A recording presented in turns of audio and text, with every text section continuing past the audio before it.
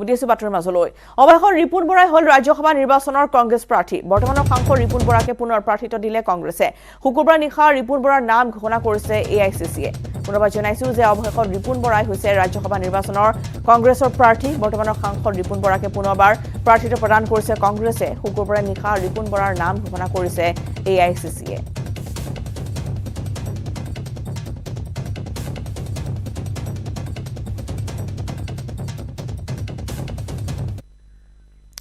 আনহাতে ৰাজ্যসভাৰ দুইখন আসনতে বিজেপি মিত্ৰজোঁটৰ প্ৰাৰ্থী হৈছে চূড়ান্ত মিত্ৰজোঁটৰ দুই প্ৰাৰ্থী বিজেপিৰ পবিত্ৰ মাৰ্ঘেৰিটা আৰু ইউপিপিএলৰ ৰণগৌৰা নাৰ্জাৰী পবিত্ৰ মাৰ্ঘেৰিটাৰ নাম ঘোষণা কৰাৰ পিছতে নিশা চূড়ান্ত কৰা হয় ৰণগৌৰা নাৰ্জাৰীৰ নাম বিজেপিৰ দাবী দুইখন আসনতে জয়ী হ'ব মিত্ৰজোঁট ৰণগৌৰা নাৰ্জাৰী হৈছে ইউপিপিএলৰ কাৰ্যকৰী সভাপতি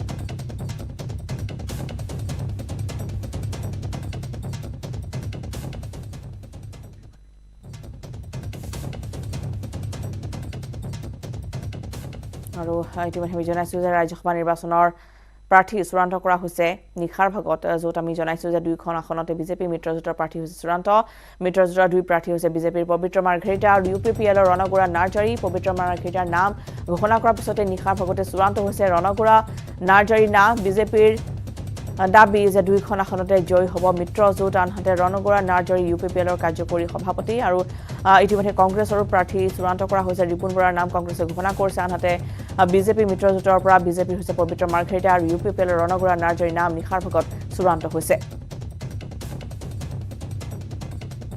ৰাজ্যসভা আসনৰ বাবে ইতিমধ্যে ঘোষণা কৰা হৈছে কংগ্ৰেছ বিজেপি মিত্ৰজোঁটৰ প্ৰাৰ্থীৰ নাম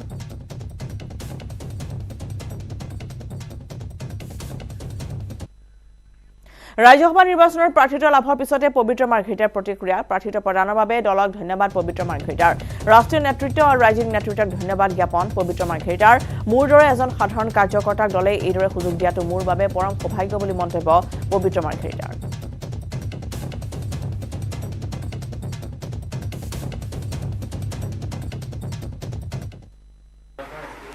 আগন্তুক ৰাজ্যসভাৰ নিৰ্বাচনৰ কাৰণে বিজেপিয়ে প্ৰথমখন আসনৰ কাৰণে সাংস্কৃতিক কৰ্মী পবিত্ৰ মাৰ্ঘেৰিটাক প্ৰাৰ্থিত্ব প্ৰদান কৰিছে আৰু তেওঁ মোৰ লগত বৰ্তমান উপস্থিত আছে আপোনাক যি আছে আপুনি বেষ্ট উইচেছ দিছোঁ আপোনাক গোটেই ৰাজ্যসভাৰ কাৰণে আপুনি যিহেতু মনোনীত হ'ব কাৰণ প্ৰথমখন আসন কাৰণে বিজেপিৰ সংখ্যাগৰিষ্ঠতা এতিয়াও আছে কিন্তু মোৰ প্ৰশ্নটো হ'ল আপুনি সাংস্কৃতিক কৰ্মী তাৰপিছত আপুনি ৰাজনৈতিক দলত যোগদান কৰিলে আপুনি কেনেধৰণে গোটেই প্ৰক্ৰিয়াটো বা পৰিক্ৰমাটো আপোনালোকে আপুনি এতিয়া যদি কওঁ বুলি বিচাৰে কম সময়ৰ ভিতৰত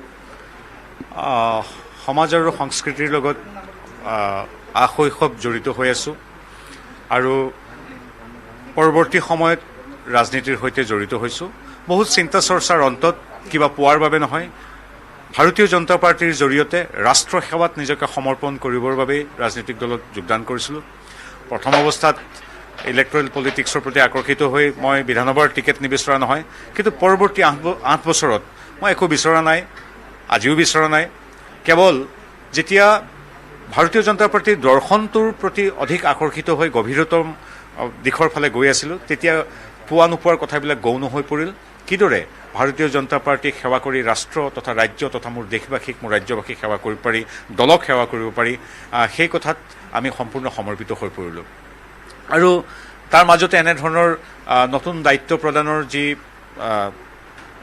ঘটনা ঘটিছে আজি সেই কথাবিলাকে উৎসাহ যোগাইছে দায়িত্ব আৰু বাঢ়িছে এই কথাত এটাই কথা আহ্লাদিত কৰিছে যে একো নিবিচৰাকৈ কেৱল দলৰ প্ৰতি সমৰ্পিতভাৱে কাম কৰিলে আমাৰ দৰে সাধাৰণ এজন কাৰ্যকৰ্তা এটা নিম্ন মধ্যবিত্ত পৰিয়ালৰ এজন উজনি অসমৰ মাৰ্ঘেৰিটা চহৰৰ এটা সাধাৰণ আহোম পৰিয়ালৰ এজন ল'ৰাক দলে এনেধৰণৰ উচ্চ সদনলৈ পঠিওৱাৰ চিন্তা কৰাটোৱে এটা কথা প্ৰতিষ্ঠা কৰে এই দলটোত নিৰলসভাৱে সেৱা আগবঢ়ালে দলে নিৰ্দিষ্ট সময়ত যথাযোগ্য দায়িত্ব কাৰ্যকৰ্তাসকলক দিয়ে। আজি বৰপেটা সত্ৰৰ দোল উৎসৱৰ বিখ্যাত সুৱেৰী আজি ৰঙে ৰখে একাকাৰ হ'ব বৰপেটাবাসী। আজি ফাকু খেলিব বৰপেটাবাসীয়ে, বিয়লি দৌলত তুলিব কলীয়া গোসাঁইক। আজি সত্ৰৰ চোতালত হ'ব বিখ্যাত বাঁহ ভঙা উৎসৱ। ঘুনুচাৰ গৃহৰ পৰা উভতি অহা কলীয়া গোসাঁইক আজি তোলা হ'ব দৌলত।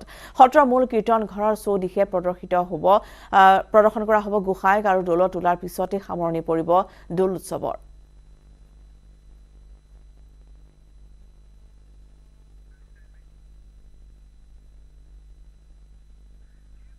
আনহাতে ৰাজ্যসভা নিৰ্বাচনত ভোটদান সন্দৰ্ভত কংগ্ৰেছৰ নিলম্বিত বিধায়ক শ্বেৰমান আলীয়ে স্পষ্ট কৰিলে নিজৰ স্থিতি। ৰিপুণ বৰাই প্ৰাৰ্থিত্ব পালে ভোট দিব শ্বেৰমানে, বৰাক ভোট দিয়াই নহয়। ৰিপুণ বৰাৰ প্ৰস্তাৱকো হ'ব শ্বেৰমান।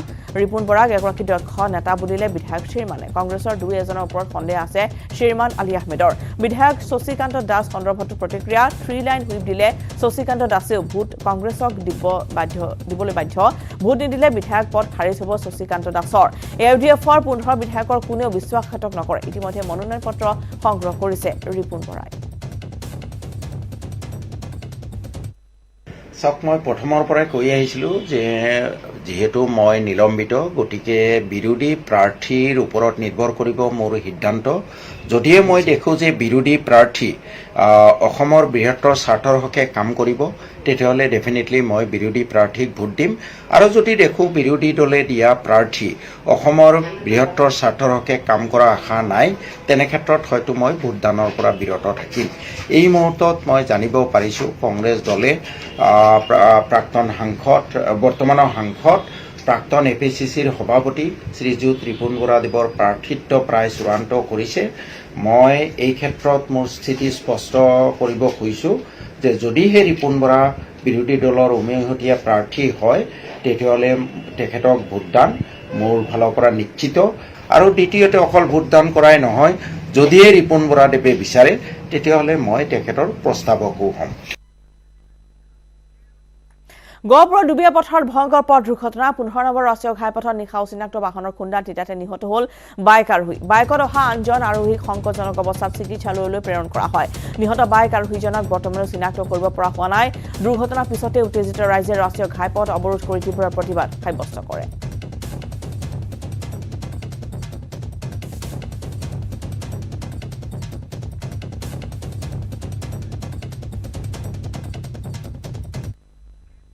হোলীৰ আনন্দ উল্লাসৰ মাজতে তিনিচুকীয়াৰ বাইপাছত ভয়ংকৰ পথ দুৰ্ঘটনা। গেছ চিলিণ্ডাৰ পৰিবাহী ট্ৰাক আৰু এখন ক্ৰেতা বাহনৰ মুখামুখি সংঘৰ্ষ।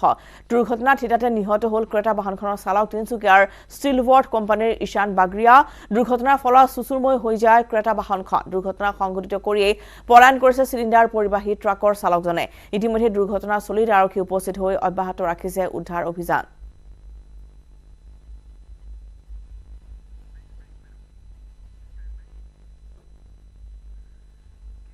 এবাৰ সময় হৈছে আন এটি বিৰতিৰ।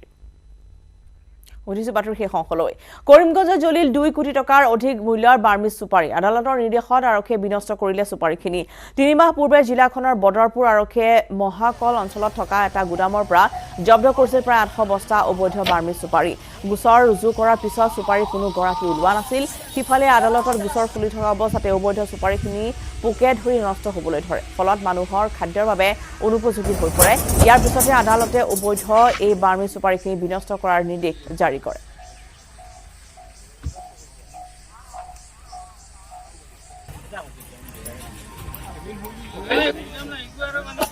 আগবাঢ়িছো গৰিছ নদীৰ এক ৰিপৰ্ট। অৱশেষত আদালতৰ নিৰ্দেশত প্ৰায় 2 কোটি টকা মূল্যৰ বাৰ্মিজ চুপাৰী জ্বলাই দিয়াৰ কাম চলিছে কৰিমগঞ্জত। ইয়াক কৰিমগঞ্জৰ চিগুৰিত দেখিবলৈ পাইছোঁ আমি। ইয়াতে ভালেমান বাৰ্মিজ চুপাৰী ইয়াতে জ্বলাই দিয়া হৈ আছে। ইয়াতে ক'ব লাগিব যেন মহাকলত, কৰিমগঞ্জৰ মহাকলত এগৰাকী বাহাৰুদ্দিন নামৰ লোকৰ ঘৰৰ পৰা জব্দ কৰিছিল আৰক্ষীয়ে। জব্দ কৰিছিল প্ৰায় 800 বস্তা বাৰ্মিজ চুপাৰী। আৰু পৰৱৰ্তীত দেখা গৈছিল যেন তেওঁৰ যে গৰানুতে জব্দ হৈছিল, ইয়াৰ কোনো গৰাকী ওলোৱা নাছিল। আৰু যিসকলে ঘটনা সংঘটিত কৰিছিল সকলে পলায়ন কৰি ৰাখিছিল। আৰু ইয়ালৈ যে আৰক্ষীয়ে যেতিয়া আদালতত এই গোচৰটো যেতিয়া জমা দিছিল, তেতিয়া যে কোনে ইয়াৰ লগত জড়িত আছে বা কোনে ক'ৰ পৰা চুপাৰীখিনি আহিছিল, ইয়াৰ একো তথ্য পোৱা যোৱা নাছিল। আৰু পৰৱৰ্তী যেহেতু আদালতে তেওঁলোকক নিৰ্দেশ দিছে যেন এই যে বাৰ্মিজ চুপাৰীবিলাক আচলতে জ্বলাই দিব লাগে, নষ্ট কৰিব লাগে, কিয়নো এয়া যে ভাৰত চৰকাৰৰ ৰাজস্ব পোৱা নাই, এনেদৰে যে আদেশ জাৰি হোৱাৰ পাছত কিন্তু তেওঁলোকে আজি জ্বলাই দি আছে। বদৰপুৰৰ অচিগৰাকী আছে, তেওঁৰ পৰা আৰু অধিক জানি ল'ম যেন কেনেদৰে কেতিয়া ধৰিছিলে এই চুপাৰীখিনি জব্দ কৰিছিলে আৰু মানে কোন পৰ্যায়ত গৈ আজি জ্বলাব লগা হৈছে।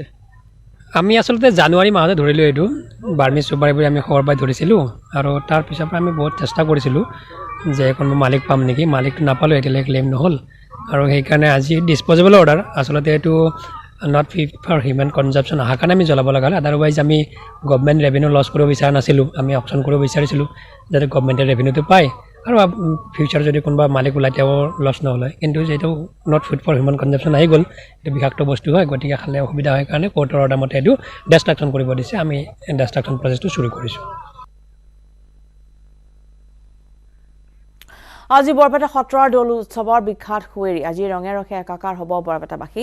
আজি ফাকু খেলিব বৰপেটাবাসীয়ে, বিয়লি দৌল তুলিব কলীয়া গোসাঁইক। আজি সত্ৰ চোতালত হ'ব বিখ্যাত বাঁহ ভঙা উৎসৱ। ঘুনুচাৰ গৃহৰ পৰা উভতি অহা কলীয়া গোসাঁইক আজি তোলা হ'ব দৌলত। সত্ৰৰ মূল কীৰ্তন ঘৰৰ চৌদিশে প্ৰদৰ্শিত কৰি গোসাঁইক দৌলত তোলাৰ পিছতে সামৰণি পৰিব দৌল উৎসৱৰ। আৰু ইতিমধ্যে ৰঙে ৰঙে একাকাৰ হৈছে বৰপেটা সত্ৰ, য'ত ইতিমধ্যে আমি জনাইছোঁ যে আজি আছে বিখ্যাত সুৱেৰি, যাৰ বাবে বিভিন্ন ভক্তপ্ৰাণ ৰাইজৰ আগমন ঘটিছে বৰ্তমান বৰপেটা সত্ৰলৈ। আৰু ৰঙে ৰঙে একাকাৰ হ'ব আজি বৰপেটাবাসী ৰাইজ, ফাকু খেলিব আজি বৰপেটাবাসীয়ে। আৰু কেনে পৰিৱেশ বৰপেটাত সেয়া আমি কালিৰ দিনটোত আপোনালোকক দেখুৱাইছিলোঁ যে বিভিন্ন প্ৰান্তৰ পৰা লোকসকল আহিছে, স্থানীয় লোকৰ লগতে বহু পৰ্যটকৰ আগমন ঘটে বৰপেটালৈ। যিহেতু বৰপেটাত এইকেইটা দিন যেনেধৰণে এক উৎসৱৰ আয়োজন কৰা হয়, সেই তাৰ বাবে বিভিন্ন প্ৰান্তৰ ভক্তপ্ৰাণ ৰাইজৰ আগমন ঘটা পৰিলক্ষিত হয়।